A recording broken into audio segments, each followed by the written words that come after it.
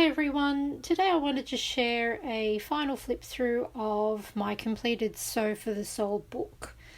Now a few of you may have already seen previous videos showing my progress so far, but today I'm going to show you the cover and the final pages I've completed since filming the last video. I won't spend too much time on the pages that I've already shown. I'll just link the previous videos below, and if you've already seen some of this content you can skip forward to the pages that I haven't shown before. So it's ended up really quite chunky and very squishy, and really lovely to hold. It's almost like a big pillow. The cover is based on the second challenge that I did with the crosses, and I really liked the way it turned out, so I used that as inspiration for the cover, and some of the fabric and threads that I used on that spread I've used on the cover as well. So I've just kept the stitching very loose and free, and I've added some pieces of lace, and I haven't bothered if the lace is folded over. I've just stitched right over the top of it. The same with here. I've added some buttons and some different fabrics. The corner here is a piece of vintage hanky which I've cut up and used on the cover, and I'm pleased to say that I've actually used every single piece of this hanky on other projects and on this book. On the spine I've done something quite similar. Some more of that hanky. These pieces came from a pair of shorts from H&M, I think, and I'm slowly cutting them up and using them in various spots. There's another section of it here.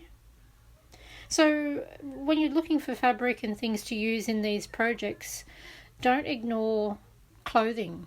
It can be really versatile, particularly if you're buying it from an op shop like I did. I bought it in the largest size that they had, so I had more material to work with.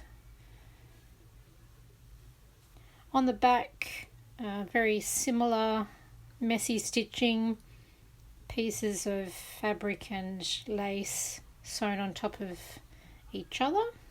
Added some more buttons. There's some more of that hanky.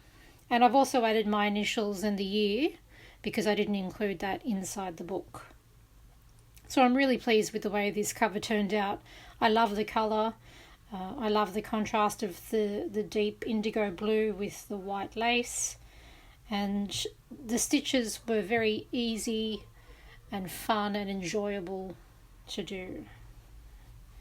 So this is the side. And inside is the first spread, which was rectangles and straight stitches and circles. And I've added a tab on the side here and a glass bead down the bottom. This is the second spread that inspired the cover, so you can see very similar fabrics and buttons and stitches as I've used on the cover. This prompt included a pocket with a cross on it and a fabric tag.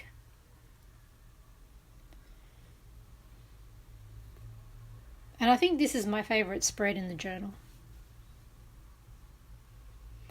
I've used lace in between these two pages, and the third challenge was to use a colour I wouldn't normally work with and to add Suffolk puffs.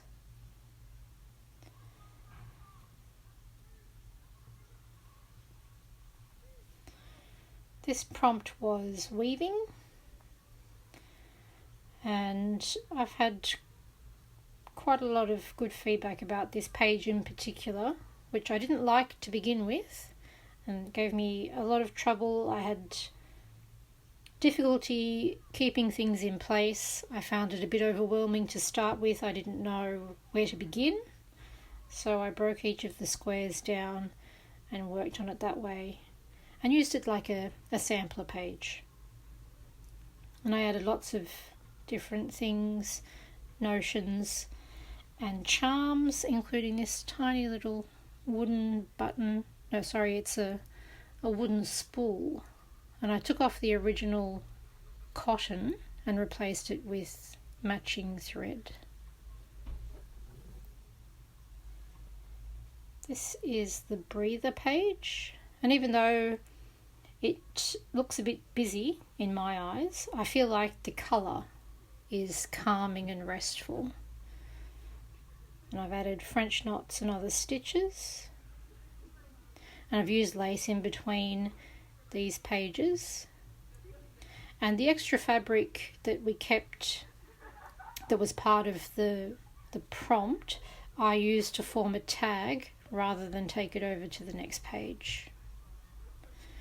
And I've used some bullion knots to join the two pages here.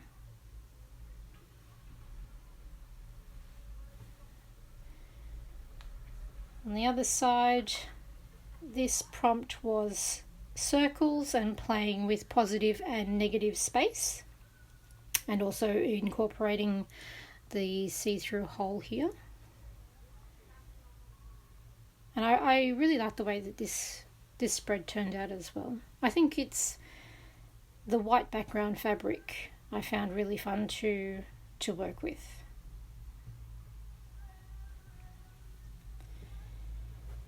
This prompt was the double, so the background was choosing a fabric and then stitching 3 colours in the background, and then adding some pockets,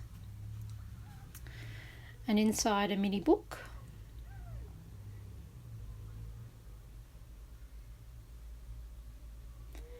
And each of the pages in this book had their own little prompt, including a tiny tag.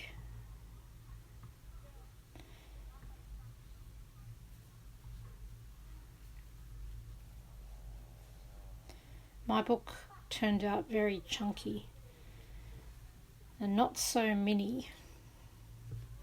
And also to add a heart.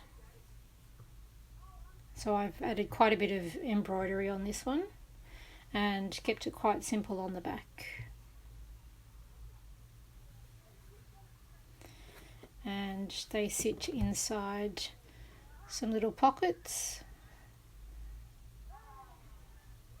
And I really like this spread as well. I think I just adore the fabric that I chose in the background, and I really like the way this little mini book turned out.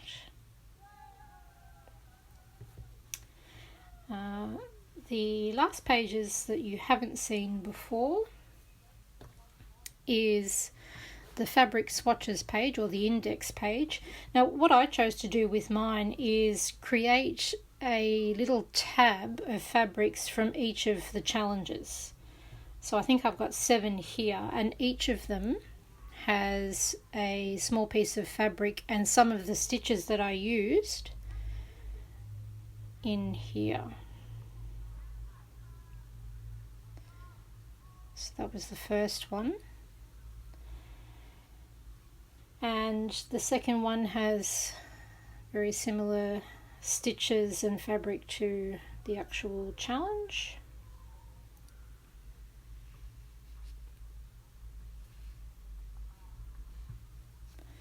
And the reason I chose to do it this way was I wanted to have a little sample, almost like a little sample book for each of the spreads. So this was the page that used the Suffolk puff, and I've added a small one here.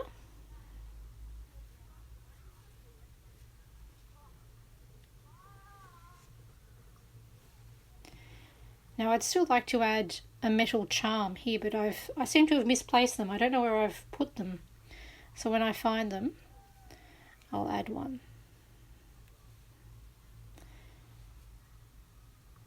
And this was the weaving page, so there was quite a few fabrics used here.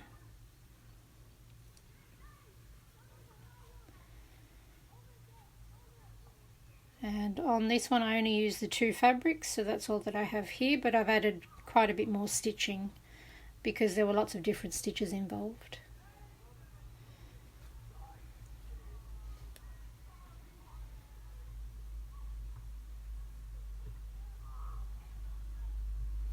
And as you lift up each of these little fabric swatches, you see the envelope underneath.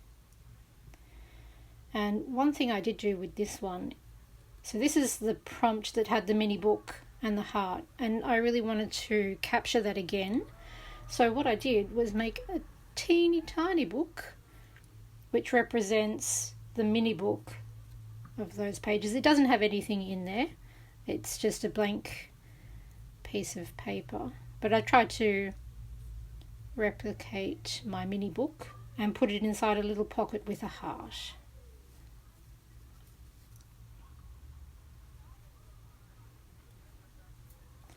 I think this might be cat fur. And so each of the fabric swatches lifts up to reveal the little envelope.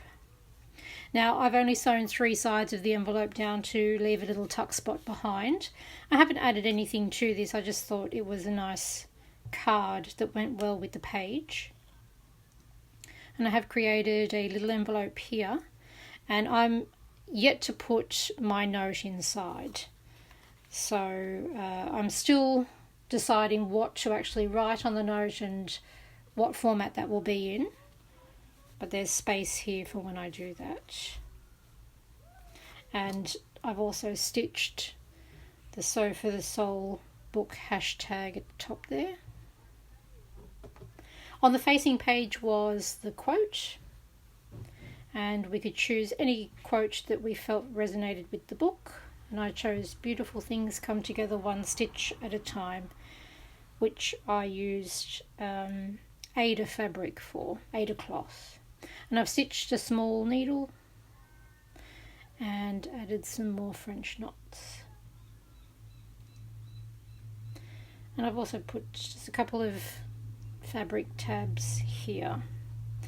So one thing that I didn't think of when I was creating this fabric index page was how to keep them in place when I close and open the book.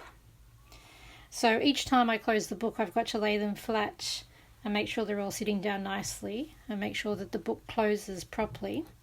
And I haven't actually put any kind of closure on here, so I have to be very careful when I'm lifting it up and flipping through it, because these things can tend to flop around and move about. So I've yet to decide how to keep them in place better than the way that they are at the moment.